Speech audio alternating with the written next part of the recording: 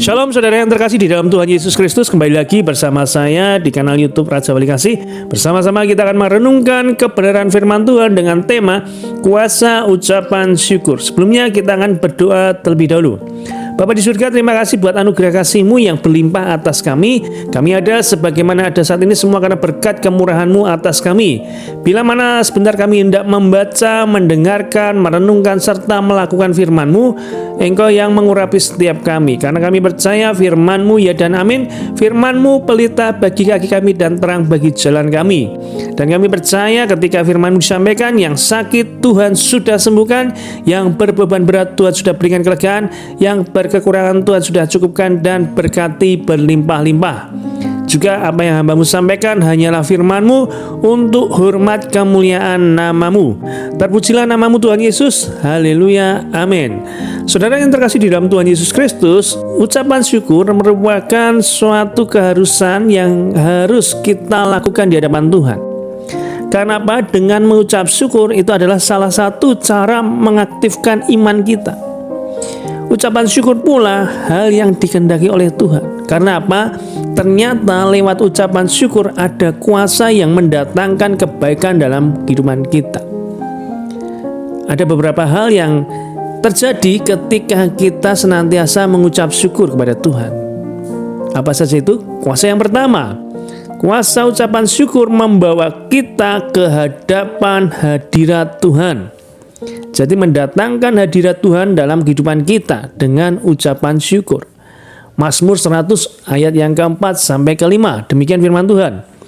Masuklah melalui pintu gerbangnya dengan nyanyian syukur, ke dalam pelatarannya dengan puji-pujian, bersyukurlah kepadanya dan pujilah namanya. Sebab Tuhan itu baik, kasih setianya untuk selama-lamanya, dan kesetiaannya turun-temurun. Saudara yang terkasih di dalam Tuhan Yesus Kristus, di dalam hadirat Allah itu ada kebaikan Allah yang berlimpah-limpah. Jadi dengan mengucap syukur kita bisa masuk ke dalam hadiratnya Tuhan.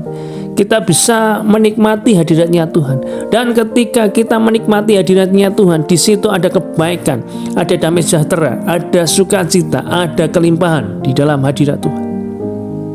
Semakin hati saudara dan saya berlimpah dengan ucapan syukur, maka semakin besar pula kebaikan Tuhan akan dicurahkan ke dalam kehidupan kita. Berkat dan kebaikan Tuhan itu seumpama air di dalam sebuah bak penampungan yang besar. Iman kita itu saluran pipanya, dan untuk mengalirkan aliran tersebut, ucapan syukur adalah keran pembukanya. Jadi kita memerlukan keran pembukanya berupa ucapan syukur untuk bisa menikmati kebaikan Tuhan yang berlimpah atas hidup kita. Semakin hati kita berlimpah dengan ucapan syukur, semakin besar iman kita, dan semakin besar iman kita pula berkat kemurahan Tuhan yang dialirkan ke dalam kehidupan kita itu akan berlimpah-limpah. Mazmur 103 ayat yang kedua. Pujilah Tuhan, hai jiwaku, dan janganlah lupa segala kebaikannya. Cara mengingat kebaikan Tuhan adalah dengan mengganti kata-kata keluh kesah kita, sungut-sungut kita, ngomel kita, kata-kata yang kasar dan suka menuntut, memaksakan kehendak sendiri, diganti dengan kata-kata doa syafaat dan ucapan syukur kepada Tuhan. Jadi kuasa yang pertama yang kita terima ketika kita mengucap syukur adalah hadirat Tuhan turun atas kita. Karena pemazmur bilang, masuklah melalui pintu gerbangnya dengan nyanyian syukur. Ini artinya ketemu dengan Tuhan dengan nyanyian syukur, mendatangkan hadirat Tuhan dalam kehidupan kita. Sangat penting sekali, makanya kuasa yang pertama yang akan kita dapatkan adalah kuasa hadirat Tuhan lewat ucapan syukur kita. Kemudian yang kedua, ucapan syukur melahirkan mujizat pelipat gandaan. Sekali lagi, kuasa ucapan syukur yang kedua melahirkan mujizat pelipat gandaan.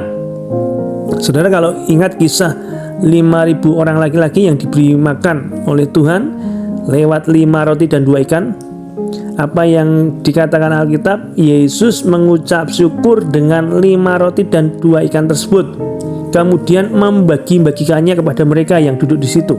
Di dalam Yohanes 6 ayat 11-14. Kisah ini menyatakan kebenaran bahwa apapun yang di tangan saudara dan saya, atau apapun milik kita, nikmatilah, pakailah itu dengan hati yang melimpah ucapan syukur. Maka Allah akan melipat gandakannya dan mencukupi segala kebutuhan Anda menurut kekayaan dan kemuliaannya di dalam Kristus Yesus. Jadi ucapan syukur yang kedua membuat mujizat pelipat gandaan. Tuhan Yesus sudah mencontohkan dengan 5 roti dan 2 ikan yang dibawa ucapan syukur kehadirat Tuhan. Maka Allah Bapa di surga mencukupkan bahkan sisa 12 bakul. Ucapan syukur juga berkaitan dengan kemurahan hati. Ucapan syukur seringkali disertai dengan pemberian persembahan. Jika saudara dan saya ingin menikmati atmosfer pelipat gandaan, maka harus menaikkan ucapan syukur senantiasa dan disertai dengan tindakan pemberian yang murah hati. Memberi dengan murah hati. Setelah Yesus mengambil roti itu mengucap syukur, lalu Yesus membagi-bagikannya, kata firman Tuhan, kepada orang-orang yang membutuhkan, pada 5.000 orang laki-laki tersebut. Maka terjadilah mujizat pelipat gandaan. Inilah tindakan iman yang didorong oleh kasih dan belas kasihan. Apabila sesuatu yang ada di tangan saudara tidak cukup untuk memenuhi kebutuhan saudara, maka belajarlah dan latihlah diri saudara menjadi benih untuk ditabur dengan hati yang melimpah ucapan syukur, sesuai dengan petunjuk perintah Tuhan tentunya. Maka saudara akan melihat kuasa Allah bekerja dalam kehidupan saudara.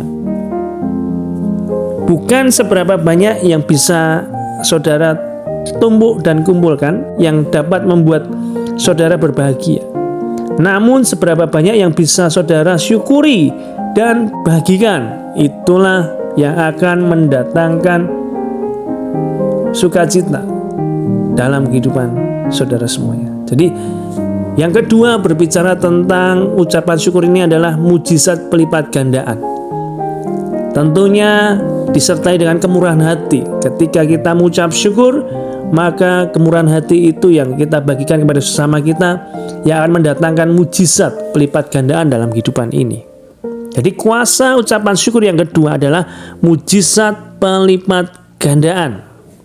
Kemudian yang ketiga, kuasa ucapan syukur mempercepat datangnya pemulihan atas pergumulan. Sekali lagi, kuasa ucapan syukur mempercepat datangnya pemulihan atas pergumulan. Saat Daud berada di dalam gua Adulam bersama-sama dengan orang-orang yang bermasalah, ia mendapatkan pewahyuan tentang kebenaran dari ucapan syukur. Mazmur 57 ayat 7-11. Hatiku siap ya Allah, hatiku siap. Aku mau menyanyi, aku mau bermazmur. Bangunlah hai jiwaku, bangunlah hai gambus dan kecapi. Aku mau membangunkan fajar. Aku mau bersyukur kepadamu di antara bangsa-bangsa ya Tuhan. Aku mau bermazmur bagimu di antara suku-suku bangsa. Sebab kasih setiamu besar sampai ke langit dan kebesaranmu sampai ke awan-awan. Tinggikanlah dirimu mengatasi langit ya Allah. Biarlah kemuliaanmu mengatasi seluruh bumi. Ucapan syukur menyiapkan hati saudara untuk menerima berkat dan kebaikan Tuhan dalam kehidupan ini. Ucapan syukur menyiapkan hati saudara untuk menyambut datangnya fajar pemulihan atas pergumulan hidup saudara. Daud menulisnya dalam kitab Mazmur tentang kuasa ucapan syukur ini di saat ia mengalami pergumulan berat dalam hidupnya bersama orang-orang yang bermasalah dalam hidupannya. Jadi ucapan syukur yang ketiga membuat kuasa datangnya pemulihan atas pergumulan hidup. Apapun yang menjadi pergumulan hidup saudara saat ini, yakinlah, bawalah dalam doa dan juga ucapan syukur di hadapan Tuhan. Setidak enak apapun keadaanmu, bawalah dalam doa dan ucapan syukur di hadapan Tuhan. Maka Tuhan akan memulihkan keadaanmu. Percaya, imani, ada kuasa di balik ucapan syukur kita. Ganti kata-kata persungutan kita, ganti kata-kata ngomel kita dengan ucapan syukur yang berkenan di hadapan Tuhan. Mengucap syukur adalah sebuah keterampilan, maka mengucap syukur itu bisa dipelajari dan bisa dilatih. Dan ini keterampilan yang dari hati tentunya, lewat ucapan kita, mazmur, puji-pujian kita kepada Tuhan. Latihlah dari ucapan syukur tersebut dengan menaruh perhatian kepada kasih, kebaikan, dan kemurahan Tuhan atas hidup kita. Ingatlah satu persatu kebaikan Tuhan lewat orang-orang di sekitar kita. Coba bawa itu dalam doa dan syukur kepada Tuhan. Ucapkan terima kasih senantiasa apapun yang terjadi dalam kehidupan ini. Kita perlu datang kepada Tuhan Yesus untuk bersyukur, berterima kasih atas semua hal, semua berkat, semua kebaikan, apapun itu yang terjadi dalam kehidupan kita, yang enak maupun yang tidak enak. Bawalah dalam doa dan ucapan syukur di hadapan Tuhan. Tanda terima kasih kepada Tuhan, tanda kita berserah kepada Tuhan. Dan percayalah, ada kuasa di balik ucapan syukur kita di hadapan Tuhan. Tuhan Yesus memberkati. Mari sama-sama kita berdoa. Bapa di surga, terima kasih buat anugerah kasih-Mu yang berlimpah atas kami. Kami diajar Tuhan untuk senantiasa bersyukur kepada Tuhan, karena kami percaya ada ucapan syukur, ada kuasa di balik ucapan syukur yang kami naikkan di hadapan Tuhan. Berkati saudara-saudara kami yang tengah dalam pergumulan. Kami percaya lewat ucapan syukur, maka Tuhan turut bekerja untuk membantu, menolong kami, memulihkan kami dari setiap pergumulan hidup kami. Terima kasih Tuhan Yesus. Haleluya. Amin.